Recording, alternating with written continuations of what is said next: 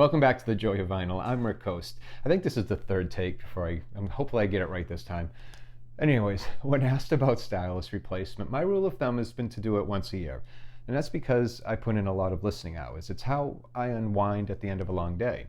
Well, that long day has grown maybe a little bit longer because my company is downsizing. So, anyway, I usually target April to replace my stylus or my cartridge, depending upon what I need. At least that's what it's been for the last 2 or 3 years. This year I decided to replace it in October, and it wasn't because something had happened to the stylus or something was wrong with it. I've been listening to the same one since April, and that's the Ortofon Bronze. The reason I decided to change was because I was enamored with what I'd heard about the Ortofon Black LVB250. The LVB stands for Ludwig von Beethoven, and the 250 is a reference to Beethoven's birthday. So it was 2020 when it was released, so it was 250 years ago. So anyway, in my usual fashion, I became obsessed with the idea of improving my sound, and I decided I wanted to upgrade earlier than normal. So after 6 months of life with the Ortofon Bronze, I jumped to the Black LVB250. And what do I think? Was it worth it? Well, that's what today's about.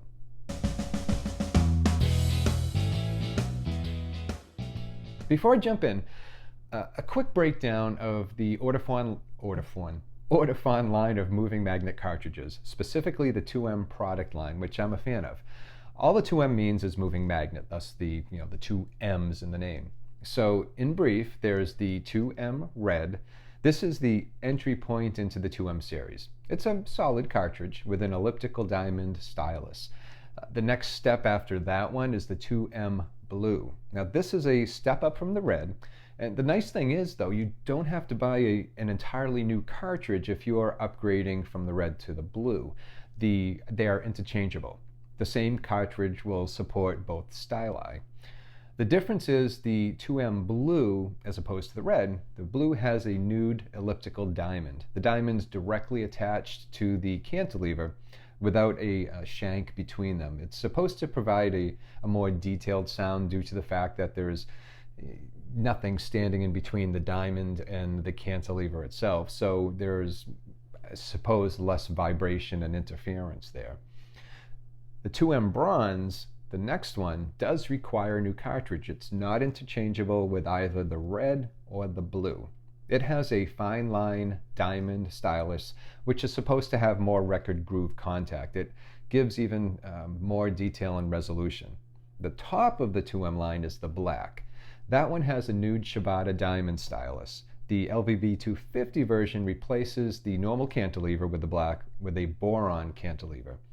Ortofon they also make a couple specialty cartridges for the 2M line. They have the 2M Mono and the 2M78. There's also a 2M Silver, and I hear it's similar to the Red. So okay, with all that out of the way, what did I think? Like I said, the Ortofon Bronze cartridge is compatible, so I didn't have to spring for an entirely new cartridge to upgrade, which did save some money. I only had to buy the stylus, and that alone isn't cheap. But when I learned that there was downsizing going on at my company and I'd be affected, I figured, since that's on the horizon, I'd better do it now than wait.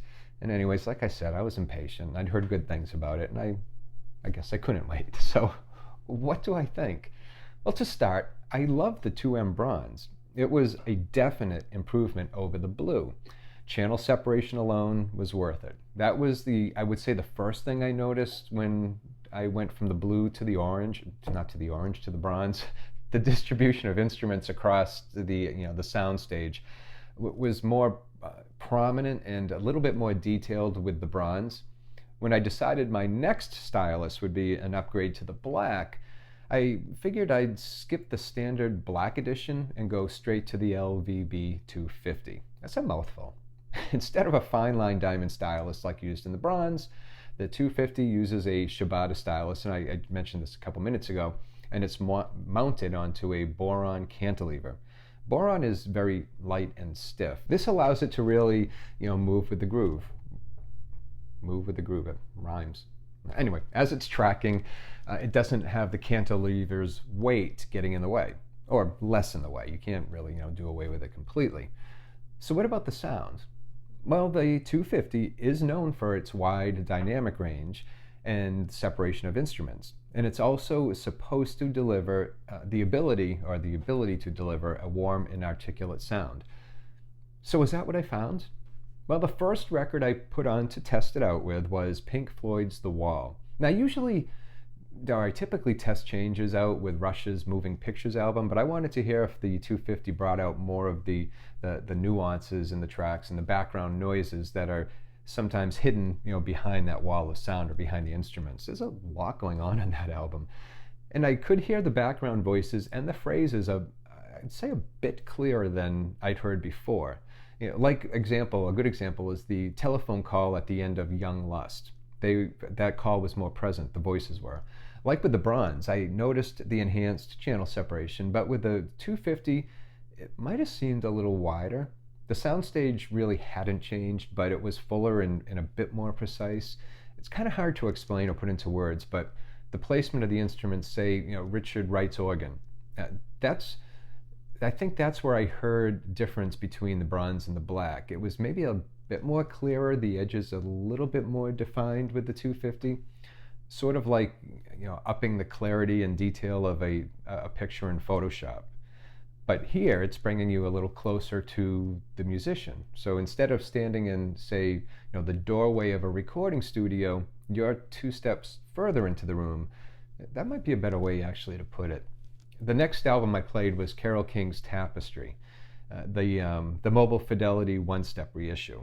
Again, as with The Wall, I felt as if I'd taken a step into the room instead of simply observing from the doorway. There was I would say, a warmth there in Carole's voice, and she was centered. She was like right in front of me.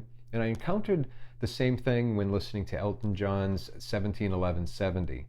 Another word that comes to mind with the 250, I would say, is honest. It felt more honest. Things like cymbal taps that maybe I hadn't heard before, I could hear them better. Or if I had heard them before, I didn't find myself thinking about them. In the past, they were clearer now, and on more than one occasion, I actually would find myself, turning my head in the direction of the sound. Now, is it the best moving magnet cartridge ever made? I have no idea. I haven't tried every moving magnet cartridge ever made. But other than the Ortofon Black Standard Edition and those specialty cartridges I mentioned, I've tried every one of the 2M series, and I've also tried, other cartridges and other styluses in the past, and also with different turntables. So I can say that this is the best one I've had the pleasure of owning. There's a very good chance that when it does come time to replace my stylus next October, I'll replace it with another LVB250 instead of, seeking to upgrade to maybe a moving coil or something. Would I say it's worth the upgrade from the Bronze? Yeah, I would. While I skipped the standard Black edition to go straight to the 250, I can say it is an improvement. But I'll be honest, it's not night and day. Going from the blue to the 250 definitely would be. I would suspect the standard Black would also, give you the same, night and day qualities there. The only major difference between that and the 250 is that boron cantilever I mentioned. And it's worth noting that the new Ciabatta stylus in the boron cantilever is the same design that Ortofon's moving coil cadenza Black stylus has.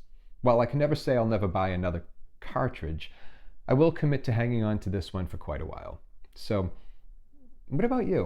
What cartridges do you use and which ones do you love? And have you had experience with the LVB250? I hate saying that, so I'd love to hear from you anyway. Leave comments here or contact me at the website joyofvinyl.com. And as always, thank you for watching. And until next time, please take care of yourself and enjoy your records.